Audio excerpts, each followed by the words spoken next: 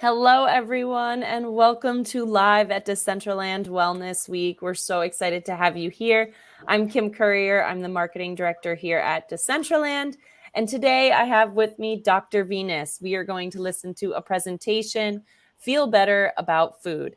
So if you're just joining and this is your first event for Decentraland Wellness Week, this is a new festival on health and well-being in the digital age. It is 3 days. Today is our final day, where you can jump in to explore 16 new community-built experiences and games, and shout out to some of our first-time builders who created experiences for this special week.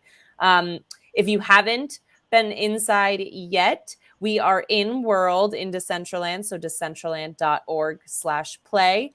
And you can go to the coordinates 61, -61. That's where this will be streamed, but it is also the welcome area for Decentraland Wellness Week. From there, you can teleport to all of the different experiences that everyone has built.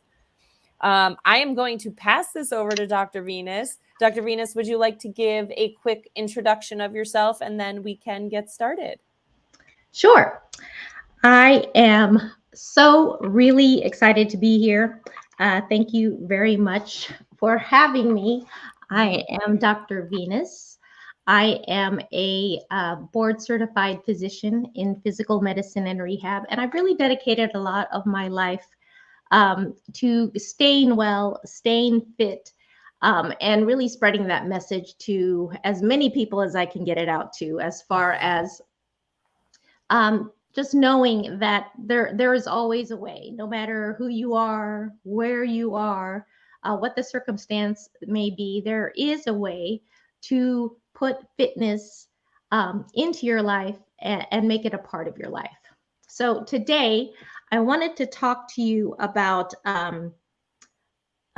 feeling better about food. Food is something that we all need, of course, but it's also something that we often turn to, many of us turn to in times of stress, and that can lead to a lot of bad feelings. Sometimes we have this negative aura around turning to food when you're stressed out, that it's somehow a bad thing. And I just wanted to talk about that a little bit and really get down to what's really important about stress and how we're managing it, and what might make you feel a little bit better about turning to food. All right, perfect. Well, thank you for being a part of our Wellness Week. As we said, this is the first time we're doing it, and we've had a variety of different panels and experiences ranging from meditations, life coaching, and now we're going to focus a little bit more on the food and fitness. So I appreciate you being here with us. Everyone, I'm going to drop from the screen so that Dr. Venus can share her presentation, but feel free to leave comments or questions no matter what platform you are streaming on, and I can bring them up to Dr. Venus at the end. All right. Thank you, Dr. Venus. Handing it over to you. Wonderful. So again, we are talking about how to feel better about food. I'm going to be sharing some stress-busting snacks and talk a little bit about the truth about emotional eating.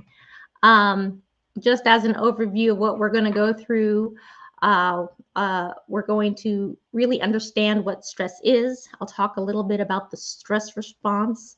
Many of you may have heard about the term flight or fight or flight. That is basically what the stress response is. Then we'll talk a little bit about the good and the bad of stress hormones, because we always hear about the bad, but there is definitely some good. And then we'll definitely dive into emotional eating and what are the healthy ways to handle stress, and of course, share with you some of my favorite snacks to deal with stress. So yes, spoiler alert, I might actually not think that emotional eating is all that bad. All right. I already shared with you a little bit about myself.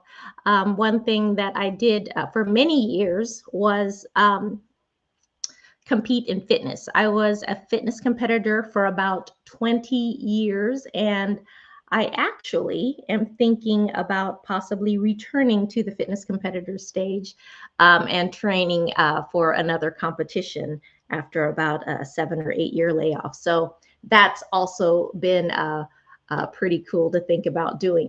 So again, fitness and making it a part of my life and spreading that message to others, it has been always very important to me. But as a fitness competitor, one of the big issues that came up a lot, something that really started to become more of a concern, was this obsession around the diet and sticking to the diet. And maybe fellow competitors, people that I was training with, maybe pushing the concept of the diet and sticking to the diet and making sure that you were adhering to the diet was somehow also tied into who you were as a person, that your ability to diet also reflected on your ability to be a success, your ability to be a good and responsible person. And they're certainly not tied together. So that is why I think this is a very important concept for us to talk about today. So what is stress? We, of course, all know what stress is. It's certainly something that we experience on a very regular basis. Stress refers to the body's response to demanding situations and situations that basically disrupt its balance. Stressors can be physical, so it could be something like an injury or an illness, or it could be more psychological, like work deadlines or feeling financial pressures. So when stress hits, our body has this whole cascade of events that are basically ready to fire, just like if the body was building up this elaborate burglar alarm system. You can think about it. Instead of detecting any thieves or other people who might come in to try to attack you, your brain is actually sensing anything that it would interpret as danger. So let me kind of walk you through how this works. So your eyes and your ears will pick up on any potential threats in your environment. And it basically sends those urgent messages to the amygdala. Now, the amygdala is a part of your brain, and it's kind of the command center in terms of home security. It analyzes the information that's coming in, and it determines whether or not to sound an alarm. So if the amygdala actually perceives that there's something sketchy going on, then it immediately puts out a call to the hypothalamus. The hypothalamus is another part of your brain. And that basically acts as what you might call a grand central station. This is coordinating all of the communications going on in your brain and your nervous system. So that basically puts the rest of the body, once the alarm is sounded, puts the rest of the body on high alert, and it activates something called the sympathetic nervous system. And you can think of this as pressing on the gas pedal. And this basically floods your body with energy so that you can either fight, or you can make a quick getaway where you can fight or flee. So once again, that big fight or flight response that you may have heard of or heard people talk about. So we have that hypothalamus, that hypothalamus, I'm sorry, the hypothalamus acting as the grand central station. It's conveying that emergency signal through your nervous system, and it goes to that signal goes to the adrenal glands. Now, the adrenal glands, they're the ones that start pumping out the adrenaline. And we all know about adrenaline. That's the hormone, you could call it, or a neurotransmitter. And that's what basically gives us that sudden burst of energy, that sudden strength that you may need to either fight off a predator or run away. So when you have adrenaline going, you not only have that energy, your vision sharpens, your hearing becomes more alert to things. Your lung airways, they open up and you're able to get more oxygen in. Your heart begins to beat faster, and your blood vessels, that blood pressure starts to elevate so that it can actually push your blood and oxygen to all the parts that need it, generally your muscles and your brain. So now if this particular threat goes on for longer than a few seconds, then that hypothalamus will call in for backup. And that's basically the hormone cortisol. So that cortisol hormone gets pumped out of the adrenals as well, not just the adrenaline. And cortisol basically works to keep all of these things going on, keep everything revved up so that you can keep on fighting or keep on running away if that's what you need to be doing. And then once the threat passes, your cortisol and your adrenaline levels can fall again, and things can basically calm down. So that is basically the stress response. And it's pretty amazing how the nervous system can basically call us into action, all the different parts of our body into action. And then when the danger subsides, it can kind of calm down. So as you can see, this is a really good system to have in place. Our stress response, it's really good to have in place when you have those hazardous situations. But hopefully we don't have those types of situations too often. Certainly back in the days of early human evolution, we needed this type of a stress response because we had animals or other predators coming to attack us. So we would need this fight or flight response to either fight those predators off or flee, to run away. But as we no longer do that more often, at least I hope none of us are having to fight off predators very often. In today's society, we're dealing with other stresses. Back in the early days of human evolution, we needed that elevated heart rate. We needed that elevated blood pressure because we needed the oxygen and blood to be pushed to our muscles and our brain. But the stresses we're dealing with today are different. We're dealing with work deadlines. We're dealing with sitting in traffic. Those are the kinds of stresses we're dealing with. And while our bodies are not, they're still responding the same way to the stress. They're still elevating your heart rate. They're still elevating your blood pressure, but we're not necessarily managing how those bodies' responses. We're not necessarily doing the same things. We're not running as a result of that push of blood pressure into our muscles and into our brains. We're not getting in a fight because of that elevated heart rate and rush of oxygen into our muscles and our brains. So when we're not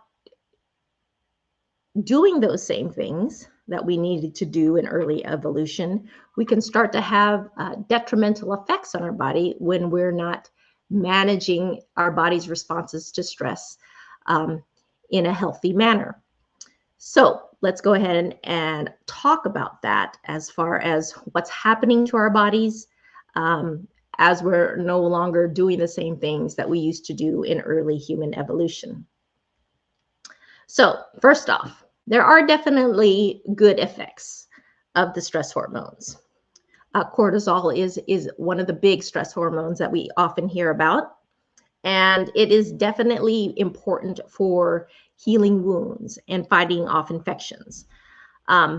So there definitely is good to cortisol, but there is definitely a lot of bad when you let the stress hormones and you let cortisol go unchecked, when you allow them to be elevated for long periods of time.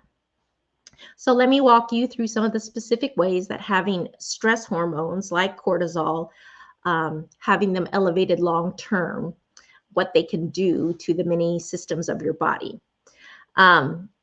When you have cortisol too high for too long, it can hinder your memory function.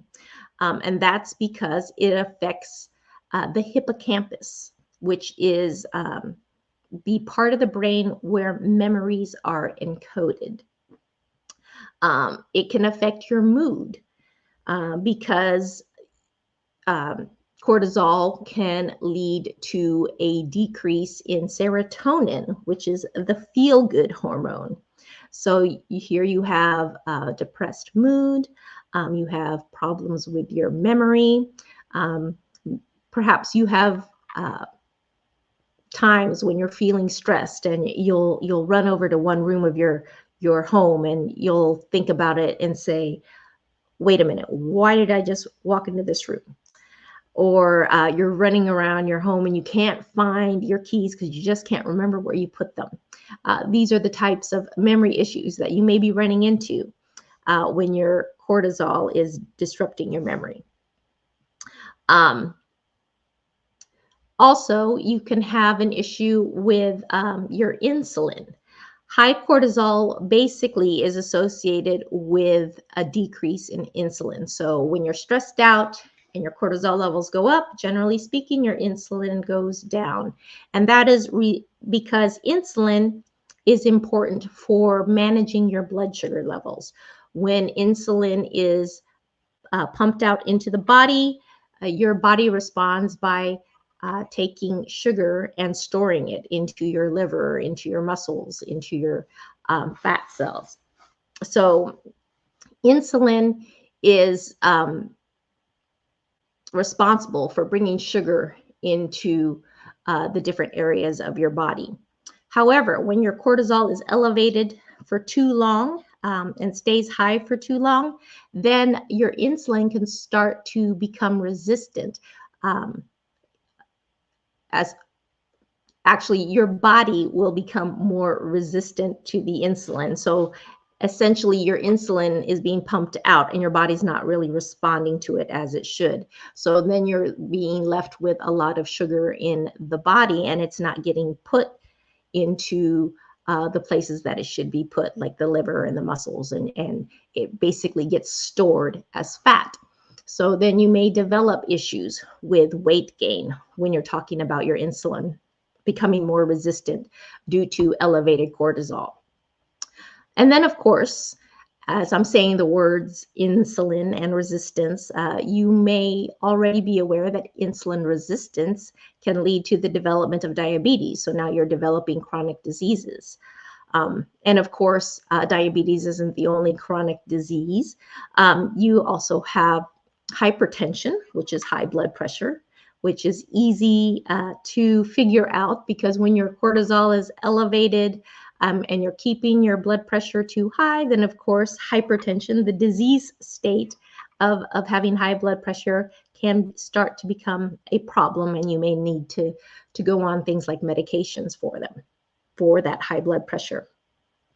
Atherosclerosis is another disease state that can occur when your cortisol levels remain too high for too long. Atherosclerosis is also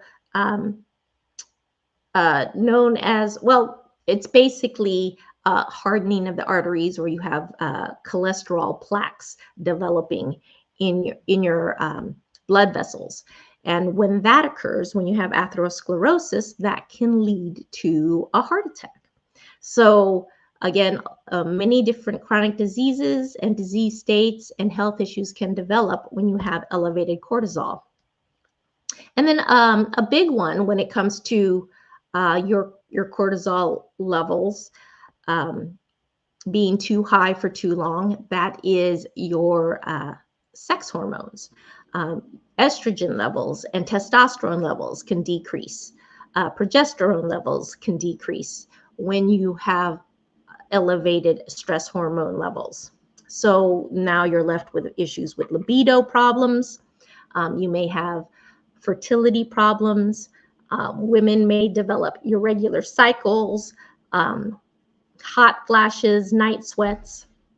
And both men and women may start to lose muscle mass over time. So these are definitely problems that you want to try to avoid by managing your stress better.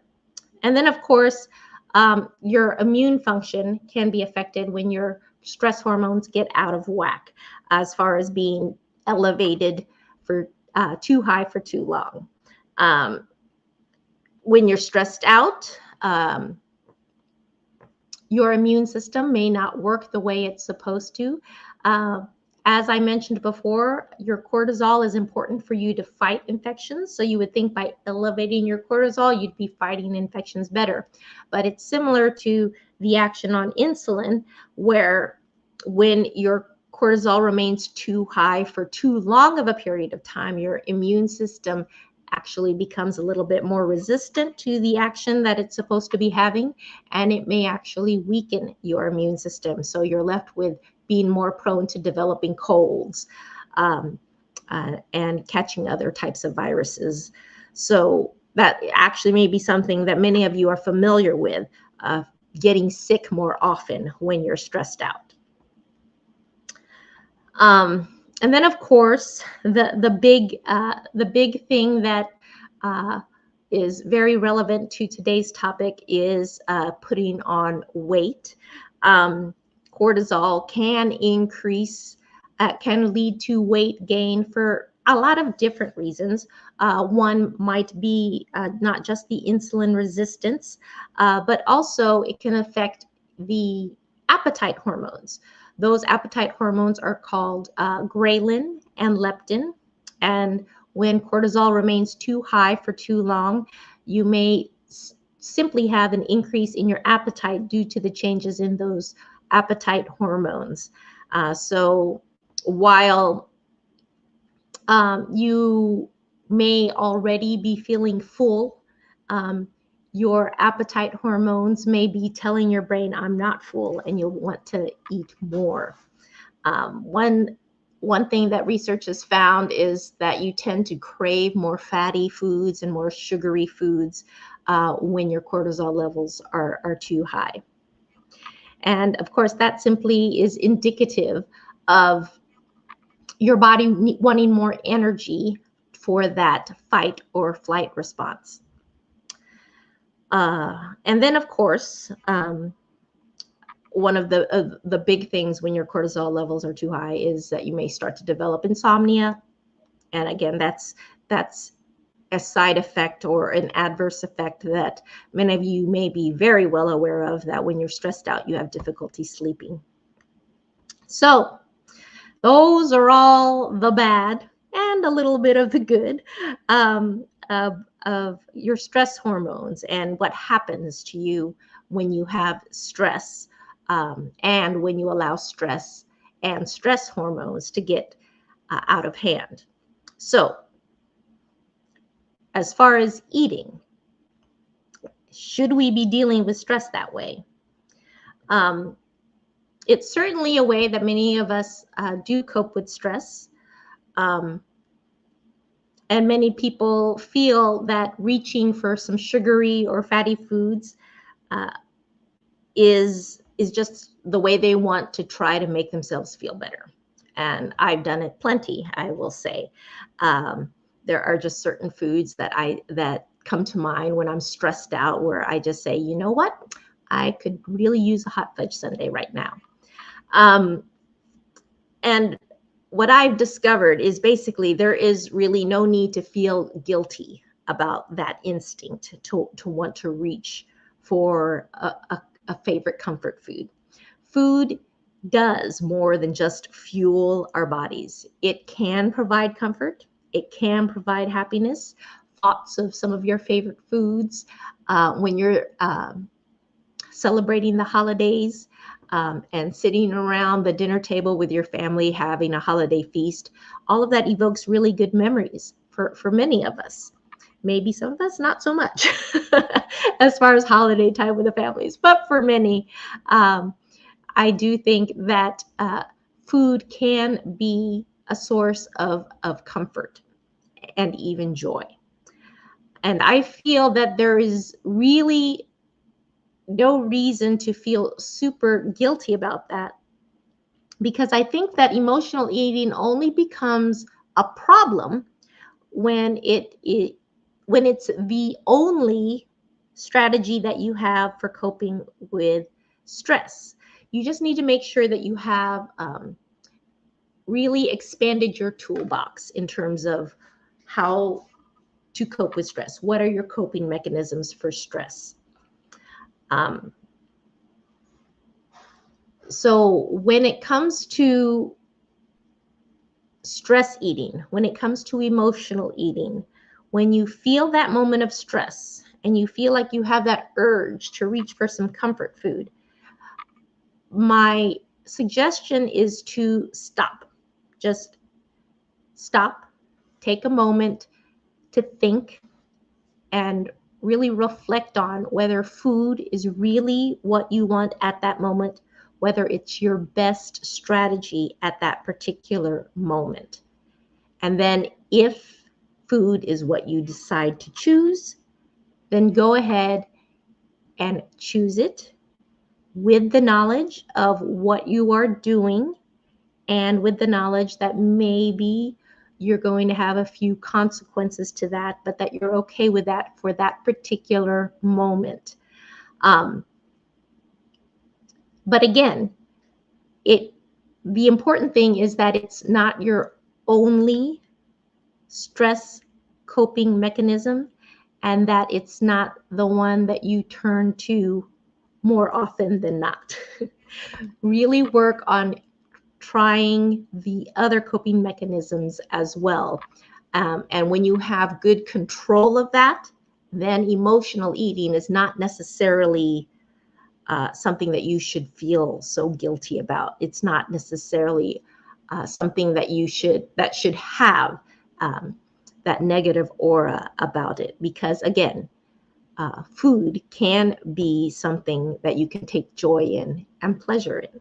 And of course, we should take joy in the food that we eat. So what are some of the other things that you can do when you get stressed out? What are the other coping mechanisms that you can put into your stress management toolbox?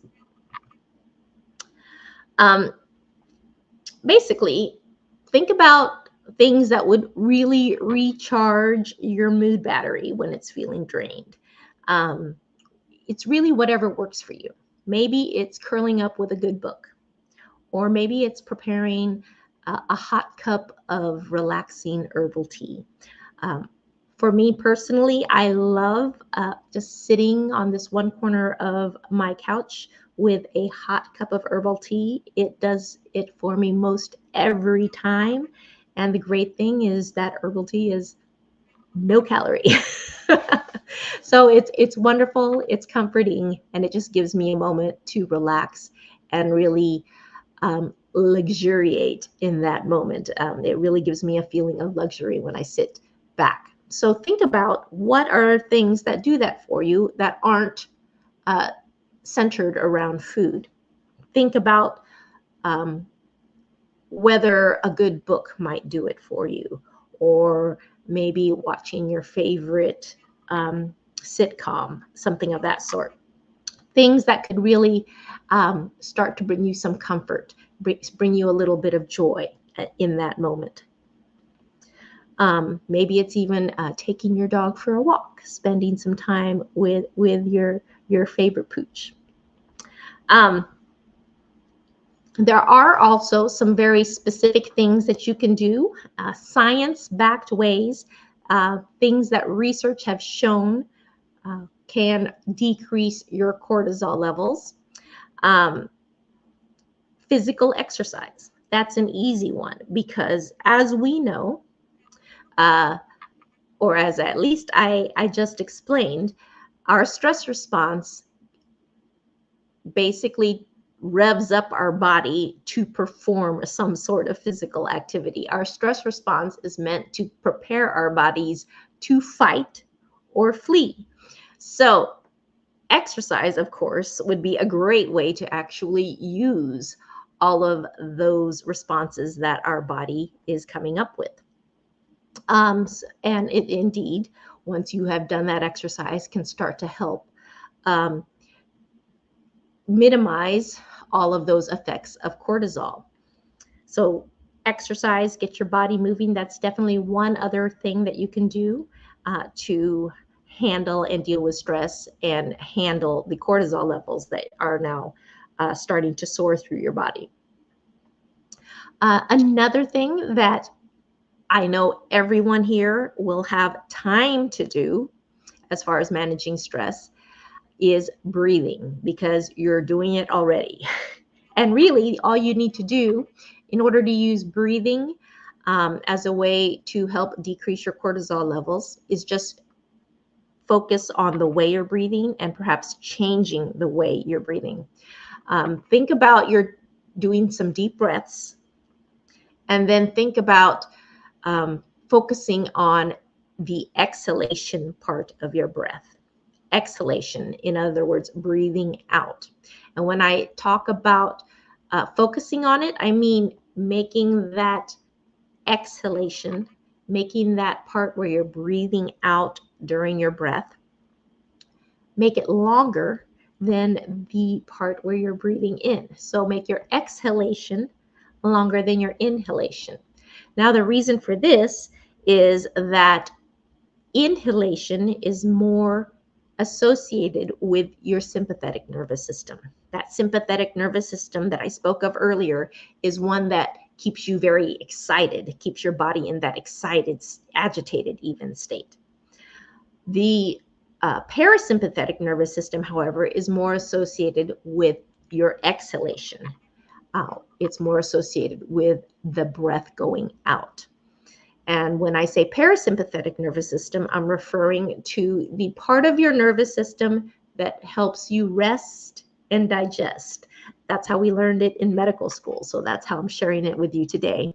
So your body is able to rest and digest during the activation of this particular part of your nervous system. So breathing out will activate that parasympathetic nervous system, and you can bring your body into more of a restful state. And research has certainly showed that these type of deep breathing exercises can help reduce those high cortisol levels. Another thing that you can do, and it's one of my favorites, laughter. Studies have certainly shown that stress hormones can help boost up those good vibes and help reduce your stress hormone levels. So laughing, no joke,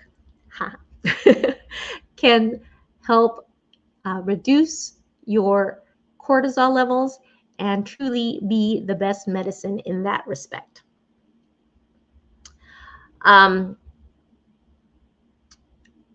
Another thing that I really would love to bring up right now is human connection. I didn't put that on the slide here, but I think it's an important one that, again, is also backed by the research. Human connection can help reduce our stress hormone levels. When you hug someone, when you have a good conversation with a friend on the phone, even having a Facebook chat, those types of things, connecting with other humans, has shown to help reduce stress, help reduce those cortisol levels. So certainly reach out to someone when you're feeling stressed out. And another one that I love being able to do, listening to pleasing music, anything that pleases you. So it doesn't have to be a specific type of music, just something that you love and enjoy. It acts on that fear center in the brain, the amygdala, and it also helps to pump up your dopamine levels. So if you want to help reduce those cortisol levels, think about playing some really pleasing music. And if you want to get a little 2-for-1 special on your stress busting, then go ahead and dance to that music, and then you'll get a little physical activity in on top of the music effect. And I can't forget, of course, sleep as another major thing that we can do to help manage our stress and keep our cortisol levels down. So taking a nap may be on the agenda rather than turning to food. Getting enough sleep is very important for keeping our cortisol levels in check. When you're talking about cortisol,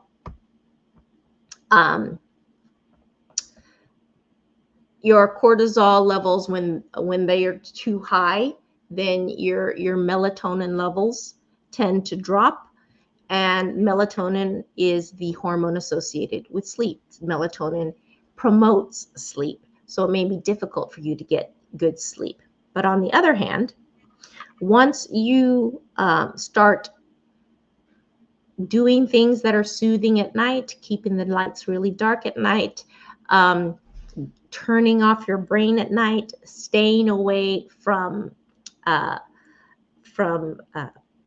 LED devices, light shining into your eyes at night, keeping away from your phones at least an hour or so before you go to bed,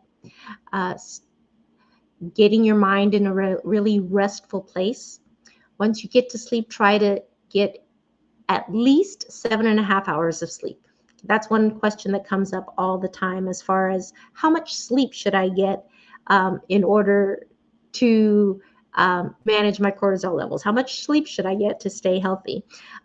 Basically, this varies from study to study if you're looking at the research, but from the research that I've looked at, 7.5 hours seems to be a good summary of all the research studies that are out there. So I shoot for about 7.5 hours of sleep in order to make sure that I'm getting good rest, that my body can fully recover, and we can keep those cortisol levels where they should be in that normal cycle of going up and down throughout the day. All right. So what can you do when you are deciding to go for a snack? If you decide that food is indeed your choice, you've had a stressful situation, you've taken that moment to stop and think what you want to do, and you've intentionally made the choice that food is indeed what I want to turn to at this time. Perhaps next time you're going to choose one of your other coping mechanisms. Then what can you do to choose wisely? That's the next question I might ask. Yes, as I said, I've turned to things like a hot fudge sundae before. I've turned to things like a good chocolate chip cookie. But I do also realize that there are healthier things that you can choose. So sometimes you don't always have to opt for that, quote, bad for you food, comfort food.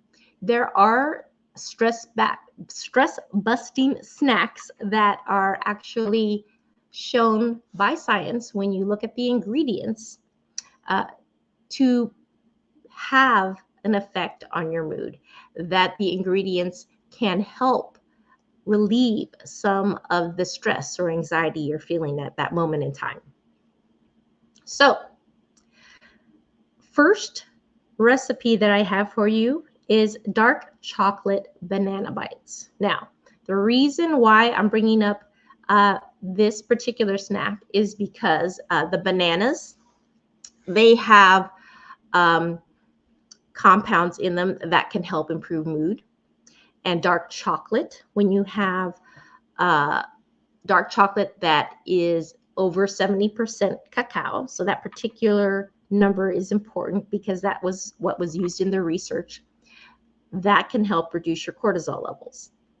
And this particular recipe also involves walnuts and coconut oil, which are great antioxidants. So they are great for helping to manage stress as well, because they can help fight off those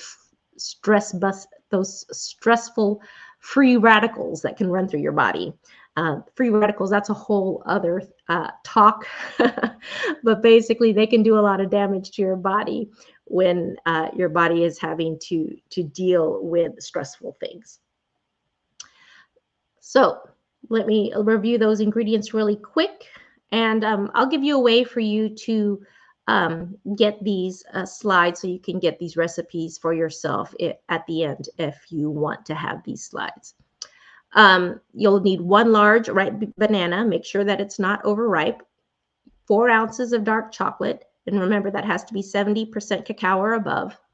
You need 2 tablespoons of coconut oil and then a 1/4 cup of chopped walnuts.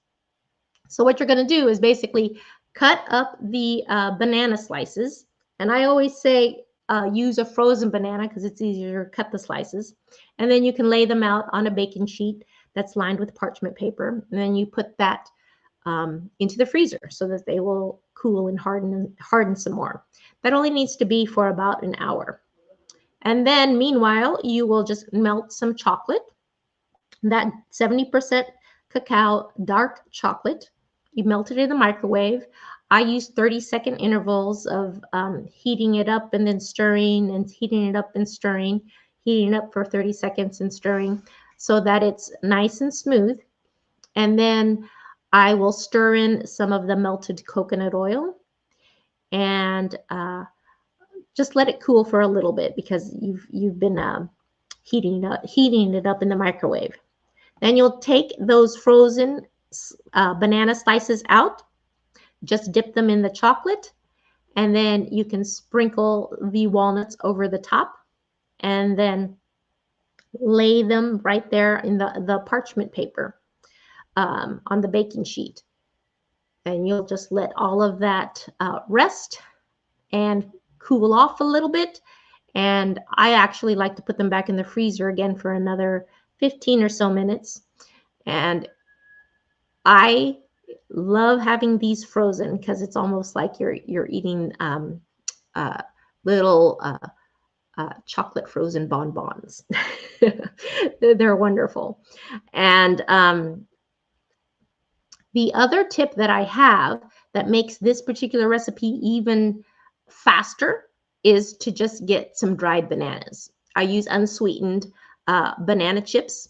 They work great for this particular recipe. And then you can skip all of the slicing and the freezing and all of that. All you have to do is take those unsweetened banana chips, you dip them in the chocolate, you lay them on the parchment paper, and you sprinkle the walnuts over the top.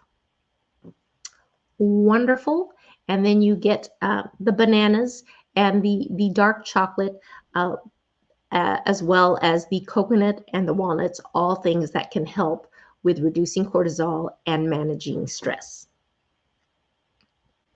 Next recipe is the rosemary hummus and veggies. Now, the reason why I turned to this particular recipe is because chickpeas, which I use to make the hummus, contain tryptophan. And tryptophan, which many people think is what induces us to be sleepy after we have a Thanksgiving turkey. That's actually not truly what occurs.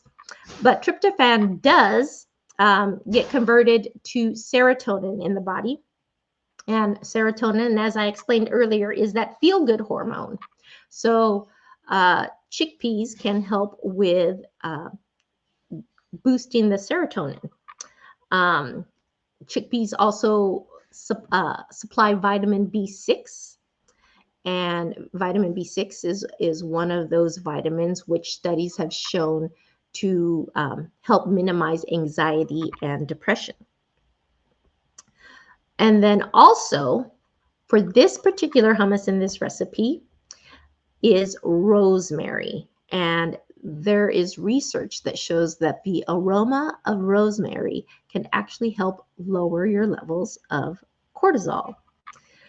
And then here we have paired it with the garlic in the recipe, which can also help reduce the production of stress hormones like adrenaline. Now, one key thing in this recipe is the vegetables I choose. For the vegetables in this particular recipe, I choose celery and radishes. And that's because celery provides natural compounds that reduce the amount of stress hormones that circulate in your bloodstream. And then radishes, they're packed with vitamin C, and that too is an antioxidant, which can help manage those cortisol spikes that are going on in your body by helping with the free radicals that can occur when you're stressed. And now I do want to point out one other bonus benefit for munching on veggies like crunchy veggies. When you're munching on crunchy veggies like celery or perhaps even like carrot stick and even the crispiness of the radishes, when you're doing that, it can help relieve tension that you hold in your jaw muscles. So that's another side benefit to munching on veggies. So here we have all the ingredients. You have a 15-ounce can of chickpeas, a 1/4 cup of lemon juice, 2 tablespoons of olive oil, 2 tablespoons of fresh rosemary, 2 cloves of fresh garlic. And then if you're using powdered garlic, then you're just using a 1/4 teaspoon. 1 teaspoon of paprika, and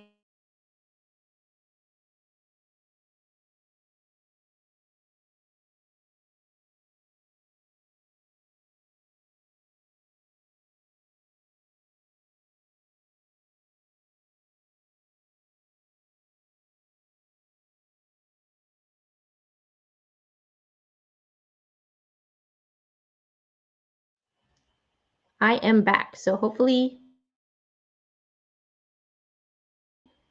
I didn't lose you. Sorry about that. I think there might have been a problem with my internet. I hear you, but I do not see you, I'll... Dr. Venus, and we lost your screen. Hi, everyone. I'm Kim. I'm the marketing lead here at Decentraland. While Dr. Venus is getting set up, I will let you know that there is a community hanging out in World at 61-61. Hello to anyone listening to the stream in World. We are doing this panel and presentation as part of Decentraland Wellness Week, which is our first inaugural event. It is a 3-day event, and today is day 3.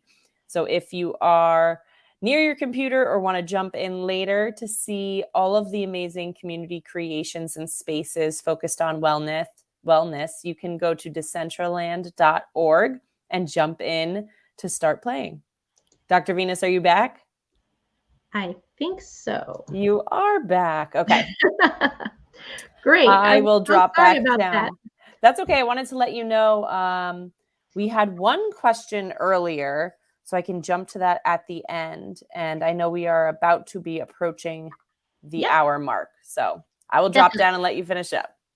Yes. So basically, I'll go through these last couple of recipes really quick because they're easy to share. I think I had left off with the paprika, but you can see all of the recipes, all of the ingredients, a 1/4 teaspoon of black pepper and a 1/4 teaspoon of salt. So You put all of these together basically into a blender or a food processor. And then once that's done, you have your hummus, and then you just dip the veggies in. So that is your rosemary hummus with veggies. The last one that I wanted to share was the kale pineapple smoothie. Again, a super easy thing to do. And pineapple and kale both contain stress combating ingredients. So these are great for you to have. 1 cup of cold water, 1 cup of pineapple chunks. I like to use frozen to make it nice and chilled as far as the smoothie that I'm enjoying. 1 handful of kale, a tablespoon of melted coconut oil, or you could use ground flaxseed, and then 1 scoop of protein powder, which is optional, but I always like to throw some protein into my stress busting snacks because making sure that I include fat, protein, and carbohydrate in all of my snacks helps keep me feeling satisfied. You throw all of those into your blender, and then you're able to enjoy your smoothie. So that is the 3 recipes I wanted to share. And again, I just wanted to share in summary that stress is certainly a natural part of life. It has some benefits as well as harm. You can choose healthy snacks to help satisfy your craving. It doesn't always have to be the overly sugary or overly fatty or calorie laden snack. And some of those healthy snacks can actually help manage stress. And then, of course, emotional eating is not all that bad. It's okay to eat in times of stress, but definitely balance it with other coping mechanisms. Don't always choose stress eating as the way that you cope with stress. If you'd like any of these slides or the recipes, you can just contact me, team@drvenus.com. Just contact my team at doctorvenus.com. And we will be sure to get that over to you. All right. Thank you so much, Dr. Venus, for sharing all of those helpful tips and tricks, as well as all of your knowledge. One of the questions, it came up early in your presentation. Let's see if we could figure out what the initial topic was, but from Keith Penderis, would it also cause you to feel kind of scattered? Like, I guess many would say ADHD, but I think that mainly mistreated sensors like this you were talking about. I'm trying to think. This was early on in the presentation. I'll put it up on the screen. That it would feel, he's referring to what was it again? I just put it up on the screen here. It was at 2:22. So I am thinking early. One of the first few slides in your presentation here. Okay. Trying to see the screen actually. Oh, here we go. It was about mistreated stressors. See, would it also cause you to feel kind of scattered, like I guess many would say ADHD, but I think that mistreated stressors like this you're talking about.